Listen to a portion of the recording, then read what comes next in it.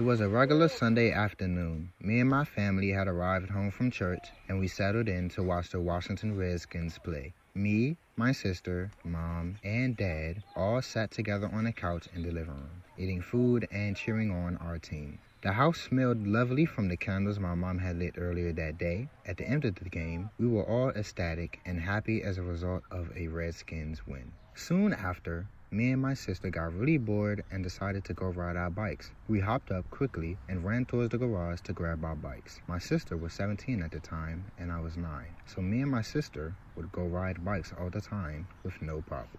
We quickly asked our dad if we could ride our bikes through the neighborhood. He told us to go ahead and just be careful. We hurried to the garage to pump our tires and get rolling. It was a very sunny and windy day. It was an overall great day for playing outside.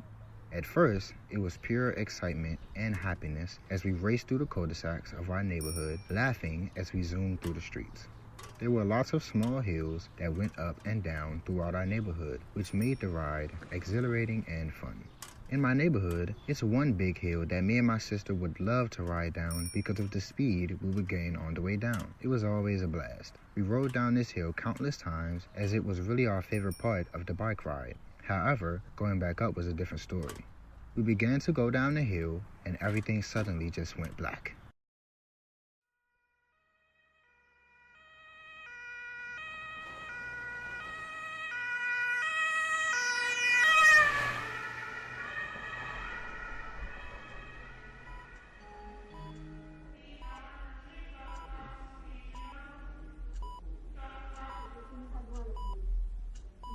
The next thing I could remember, I woke up in the hospital bed, surrounded by my mom, sister, and dad. I asked, "Where am I?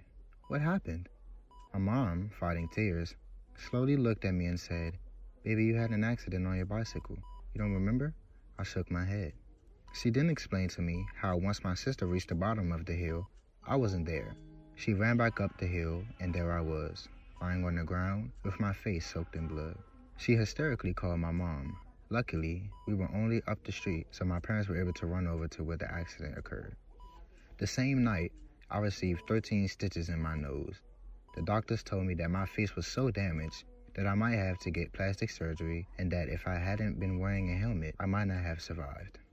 The road to recovery was really tough.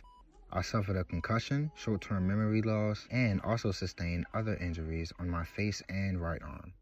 For the rest of the year, I was housebound, which was challenging to say the least. My school gave me tons of school packets, and at that point, I felt like I was getting more work at home than I would be getting in school.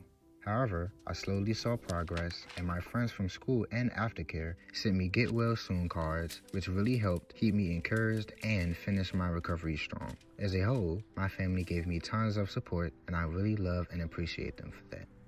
Months later, I was healed and back outside riding my bike. Even though my mom insisted I wear a giant motorcycle-style helmet, but I understood why. Later that summer, I was back living my normal life, hanging out with friends, riding bikes, and even went on a family cruise trip to Mexico. The scar on my nose remains a lasting reminder of that day.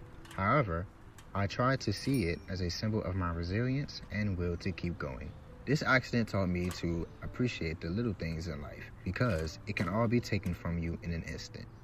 What started as a regular Sunday ride became a life-altering experience that has taught a plethora of lessons that I still hold on to today.